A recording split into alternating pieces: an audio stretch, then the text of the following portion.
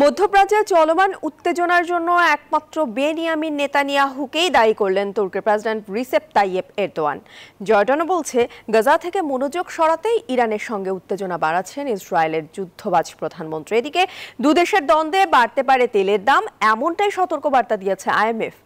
ইরানের বিরুদ্ধে নিষেধাজ্ঞা বাড়াতে পদক্ষেপ নেওয়ার কথা ভাবছে যুক্তরাষ্ট্র ও ইউরোপীয় ইউনিয়ন। ইরান ও ইসরায়েলের মধ্যকার উত্তেজনায় বর্তমানে উত্তপ্ত হয়ে আছে মধ্যপ্রাচ্য। গেল 13 এপ্রিল ইসরায়েলের হামলায় 450 কেজি ওজনেরও ক্ষেপণাস্ত্র ব্যবহার করেছিল ইরান। দেশটির কয়েক ঘন্টার আক্রমণ প্রতিহত করতে ইসরায়েলের খরচ হয়েছে $1 বিলিয়নেরও বেশি মার্কিন ডলারের ক্ষেপণাস্ত্র এবং গোলাবারুদ। হামলার জবাব কিভাবে দেবে ইসরায়েল, তার উপরেই নির্ভর করছে কোন দিকে গড়াবে চলমান সংঘাত।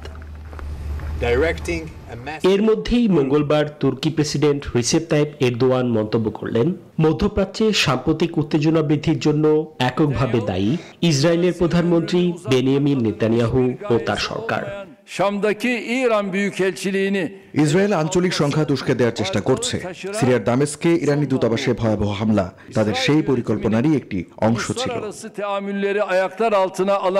একই দিনে জর্ডানের পররাষ্ট্রমন্ত্রী আয়মান সাফাদি বললেন, ইরানের সঙ্গে উত্তেজনা বাড়িয়ে ফিলিস্তিনের গাজা থেকে আন্তর্জাতিক সম্প্রদায়ের দৃষ্টি সরিয়ে নিতে চান নেতানিয়াহু।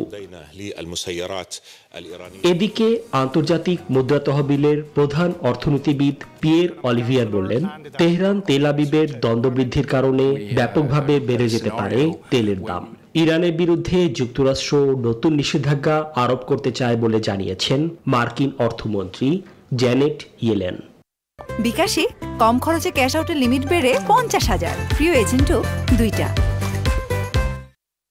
একই সুরে তাল মিলিয়ে ইউরোপীয় ইউনিয়নের পররাষ্ট্রনীতি বিষয়ক প্রধান জোসেপ বোরেলো জানালেন, নিষেধাজ্ঞা বাড়ানোর কাজ শুরু করবে ইইউ।